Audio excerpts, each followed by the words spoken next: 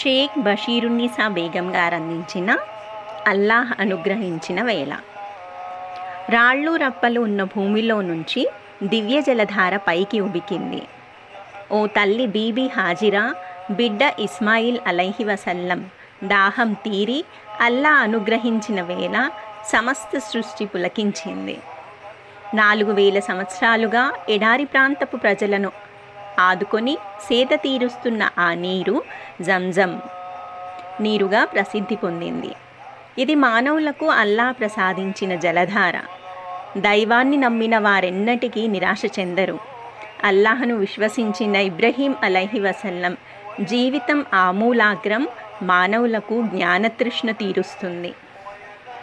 అల్లా దయతో ఇబ్రహీం అలైహి వసల్లం ప్రవక్తల పితామహుడికి ముదిమి వయసులో వరాల పుత్రుడు ఇస్మాయిల్ అలైహి వసల్లం పుట్టాడు.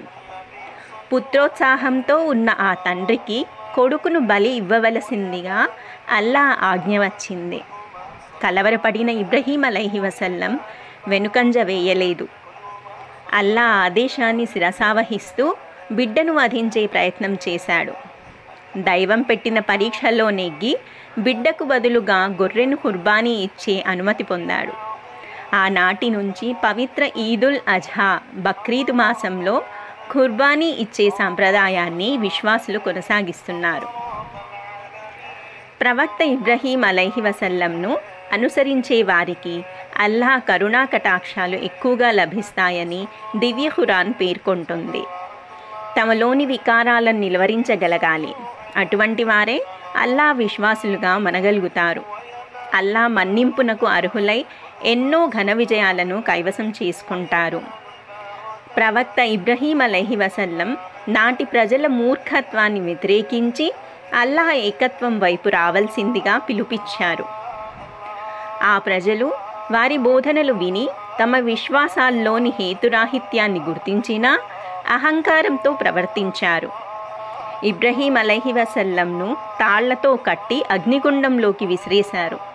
అల్లాహ్ విశ్వాసిని ఆ అగ్నికీళ్లలో ఏమీ చేయలేకపోయాయి. అవి పూలమాలలై ఇబ్రహీం అలైహి వసల్లంకు అలంకారాలయ్యాయి.